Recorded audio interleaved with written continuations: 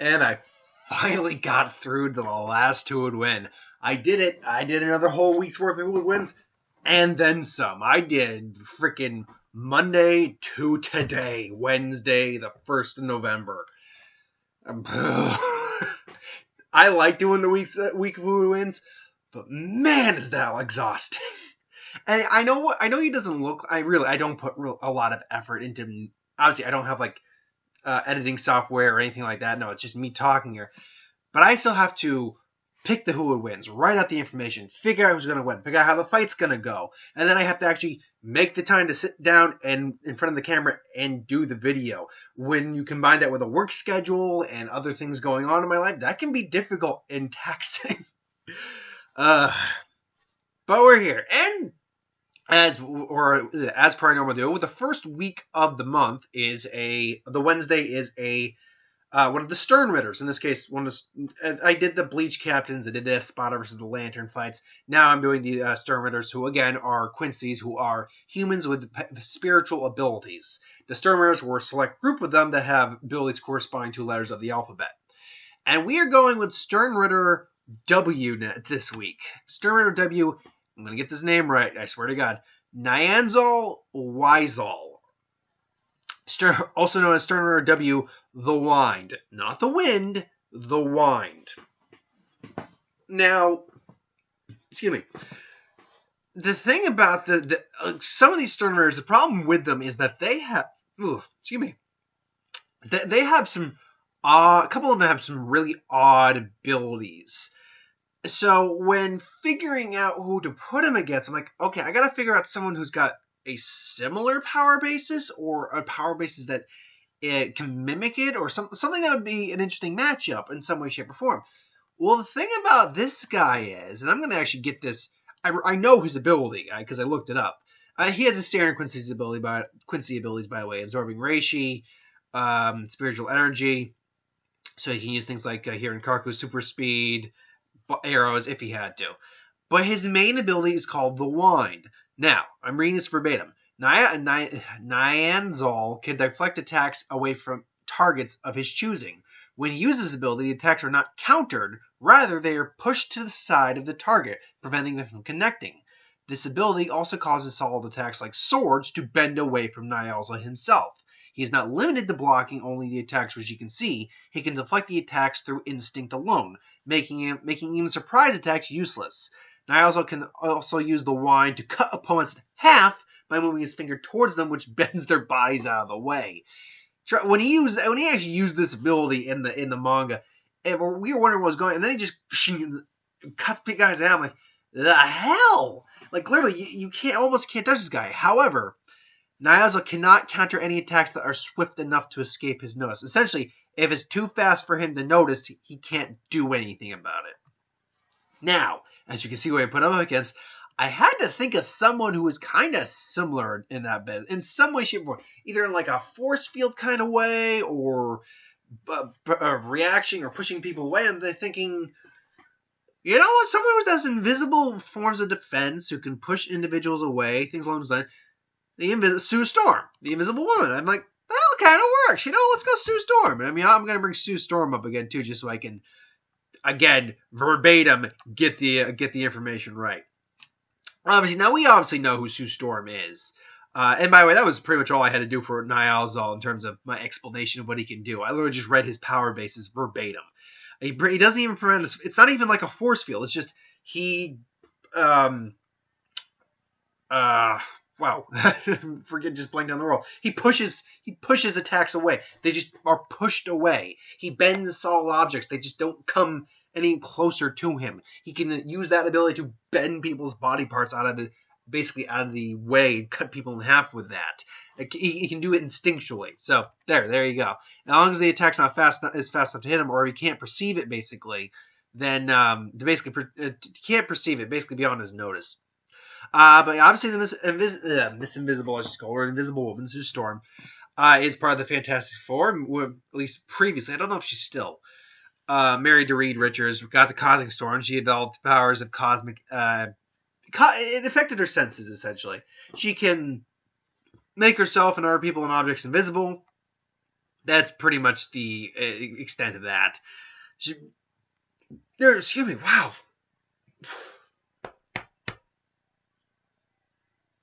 I'm good. Yeah, I don't know what that was about. Anyway, there's more to the invisibility, but really, the only part of it that's going to matter for this fight is making herself invisible or making objects invisible, making things invisible. Now, her other main ability is she has psionic force field abilities. Now, the whole blocking telekinesis thing is not going to matter in this fight. However, through concentration, she can project a psionic force field which you can manipulate with a number of relative simple forms: rectangular planes, cylinders, globes, domes, cones, etc. Columbus, like you say, is limited to her ability to imagine, mentally visualize a particular form, keep it in a sharp mental focus. The largest solid force projection she can visualize and maintain is about 100 feet in diameter. She can project larger force objects if they are hollow. For instance, she can visualize a project dome that's 1 foot thick for about a mile in diameter, and a dome 1 inch in thickness for about 2.3 miles. Small objects at high speeds become missiles. Large objects at slow speeds become rams. She can make these objects grow and shrink as desired, basically. So she's got a lot of versatility with abilities. Furthermore, she is able to use her projection psionic force field to travel through the air. By projecting a rising column, she can make basically she's able to reach an average speed of about 25 miles an hour until she becomes fatigued by concentration. Because let's be clear, this is all coming from her mind. She has to mentally focus on this. We're not going to bother with the telekinetic stuff. Since her powers are extension of her mind and body, however, the Invisible Woman is affected by inertial force acting upon her projections. Thus, if a car traveling, let's say, at 60 miles an hour, and I'm reading this again verbatim, per hour, hit a wall of her force that is 6 inches thick, unless she generated a bracing shape against a sufficient sturdy object, she would be affected as though she were hit by the car directly. She's able to control the surface of the field rigidly to a certain extent. She can cause the surface of the field to be very hard, depending on the thickness, steel-like to about 2.5 feet, or as a resilient form of rubber. By making the field more resilient, she is able to absorb more of the inertia or impacts within the field without having them transmit to her body. She is also, through training, able to alter shapes she creates by utilizing those shapes, often absorbing and deflecting the force of impact. Currently, this field can withstand the impacts of class 100 strength, literally an astronomical feat. So yeah, she's capable of fighting. She's literally capable of. 1 second. The Fantastic Four, Dr. Manalius once survived passage in a black hole using these fields. Basically, okay, yeah. So there's your feat, right? I mean, that's saying she can more or less take on physical strength, like on level of something like the Hulk or Thor or something like that, but also survive the gravity of a freaking black hole, which is no small feat whatsoever. Sue is also capable of using her force fields as shockwaves, hitting her opponent with the force field capable of hurtling Titania. Titania? I'm not familiar with that character. I'm going to guess it's a really big character, hence the word Titans in it. Capable of generating and manipulating multiple psionic force fields simultaneously. And then she's got some modest combat experience, but again, there's no way she could get close to Nianzol, at least in that case. Anyway, and again, once I said, she's actually susceptible to damage brought onto the force field because it's kind of a reflection of herself in some ways. Anyway, let's break this fight down. Let's say that the Sternritters, and you know what, maybe a Sternritter fight, maybe redoing a Sternritter at some point, invading like the Marvel Universe and DC universes might not be a bad idea. Putting them up against. Mental note, that is an idea I must do at some time. I like doing those, just like those scenarios of what if this group of characters invaded the universe, who are the characters I'm going to put up against them, and are they going to win? I think that's a cool idea. Mental note to do that another time. Because I'm already doing the what ifs or the who wins for these guys already. Anywho. So, but anyway, let's say that the Sternritters have invaded, I don't know, the Marvel Universe. Like, we're going to take this over, blah, blah, blah, blah. And Sue Storm just happens to come across Nianzol. Nianzol's just, and by the way, Nianzol, if you've noticed from the picture, he's a weird guy. Because he's got like two, I think, if I know his appearance right, and trust me, it's not the two-tongue thing I'm trying to remember. It's no, No, it's not that he has two pupils. His eyes aren't crossed. In fact, they're going like they're going outward like that, and he's got two tongues. So he talks like this. He actually talks like this. So he actually has hard time pronunciating stuff. Like why? I actually don't have no idea why he is like this at all. But anyway, so he starts talking. Oh, hi, play leg. How are you today? Yeah, I'm just here because me and my guy, friends, are gonna destroy this world, make it in our own image again. So if you could maybe surrender, I'd really like to, keep you around. Is that okay, play lady? It's like, yeah, no. And then she, uses a force field, throws a force field barrier, or I don't know, throws throws an object. Let's say a force field construct, and the fight begins. So she throws it at him, and it just goes boom. And now she obviously is able to technically see it, theoretically speaking. She knows where it is and all that, and it just goes and blocks and just bends away. And she goes, "What?" It's like, "Hey, did something just hit me? I thought something just hit me." And then she, maybe uses her abilities to lift some cars and throws them at him, and he's just kind of like, the boom, boom, but she sees that they're kind of just not doing it. They're just going around him. Like literally, let's say his force field's right here. Minute it comes here, just go whoop, and just, huh? It's like, are you doing that way? How are you doing that? That's really interesting. And then it appears before, just it's like, oh, and she backs up. It's like, oh, I don't want to fight you, but if I have to kill you, I have to kill you. So yeah, she's realizing quickly that Susan's realizing quickly that she can't seem to hit him right now. So instead, she'll contain him in a force field. Then he goes, boom, and he hits it. It's like, what? Huh? And the force field, for what it's worth, is able to kind of keep him in there. It is bending, but because she can expand it, she can keep it relatively intact.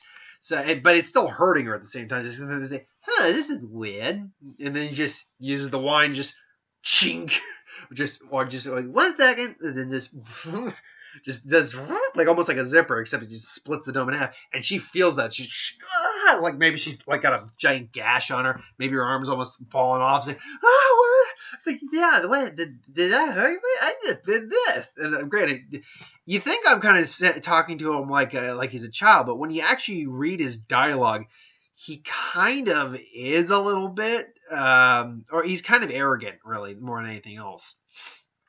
But yeah, he does kind of talk like that. But anyway, I don't actually know if this character is a guy or a girl.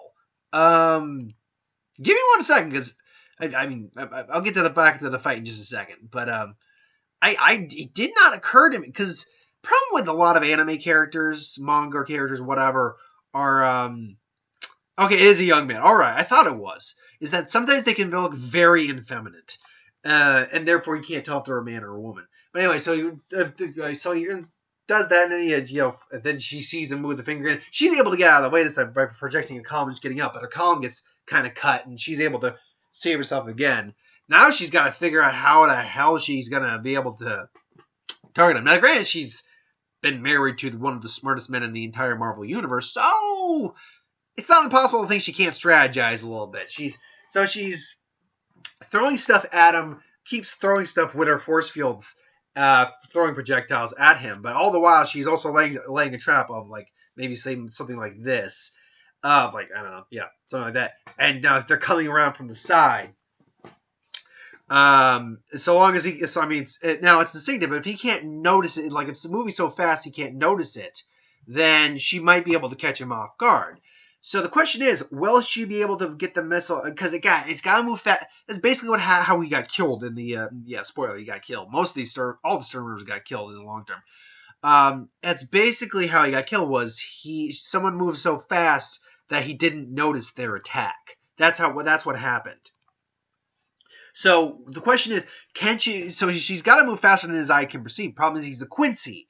So maybe if she can get some distance. That's basically the only way I can see it. It's like, yeah, no, unless, you're going to have to move a lot faster than that, and I don't think you can.